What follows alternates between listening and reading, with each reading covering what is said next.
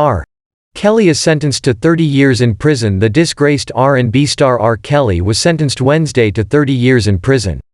He was sentenced in New York by federal Judge Ann Donnelly, who spoke at length before issuing the sentence. At one point, she quoted a victim impact statement from a woman known in court as Stephanie, who told Kelly, "No price was too high for someone else to pay for your happiness." "This case is not about sex," the judge said. "It is about violence, cruelty and control." Donnelly acknowledged points made by defense, including that Kelly endured a very difficult childhood, with sexual abuse at the hands of his sister and a landlord.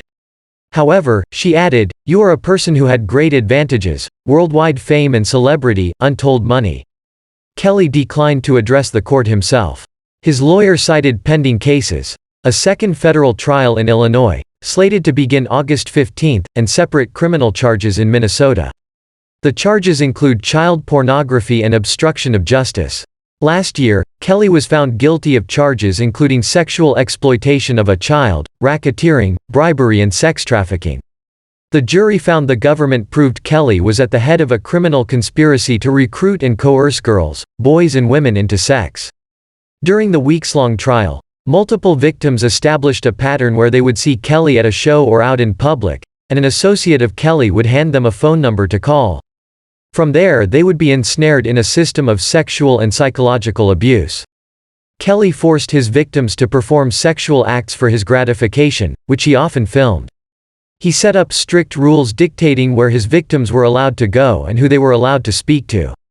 And he forced them to write letters or videotape themselves claiming they were doing everything of their own free will. Before the judge announced Kelly's sentence, 7 women made their own statements to and about him and about the abuse they suffered. At no point did Kelly look at his accusers. A woman identified in court as Angela said, "We will be able to live again." She said, "I am a representation of every woman, boy, child, man that you have ever afflicted with your deplorable, inexplicable acts, and with that I leave you with yourself, Robert Sylvester Kelly." Another woman, known in court as Jane Doe II, described enduring depression and stress related to Kelly's abuse. She paused in her comments to demand his attention when Kelly whispered to his attorney. "I'm sorry," she said. "I don't want to interrupt his conversation." A man identified as Charles, the father of another woman, said in a resigned tone, "So many people love you and they hate us." He noted that Kelly hadn't expressed remorse. Charles urged Kelly to confess and to ask for God's forgiveness.